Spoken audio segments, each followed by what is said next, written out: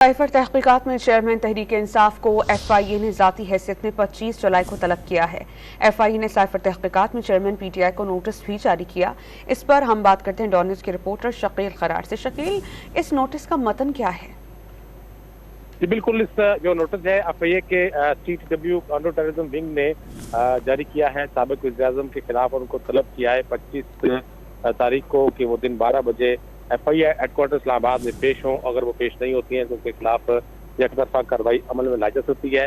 इस नोटिस में वाज़ेह तौर पर लिखा है कि साइफर के हवाले से काबीना के इजलास में फैसला हुआ और उसके बाद जो है वो मुतल्लिका टीम बनी थी काउंटर टेररिज्म की FIA की, तो उसी की इंक्वायरी में ही इनको तलब दिया गया है कि इस बार से जो भी शवाहिद हैं, चीज़ें हैं, बयानात हैं, वो भी रिकॉर्ड पर मौजूद होंगे और उनसे पूछा जाएगा साइफर के हवाले से कि इससे आपका जो किरदार रहा है साबिक वज़ीर-ए-आज़म का, जिससे नेशनल सिक्योरिटी का जो मसला बन रहा था, तो उस हवाले से उनसे पूछताछ की जाएगी, मुख्तलिफ सवाल उनसे किए जाएंगे। जी शकील, बहुत शुक्रिया आपका।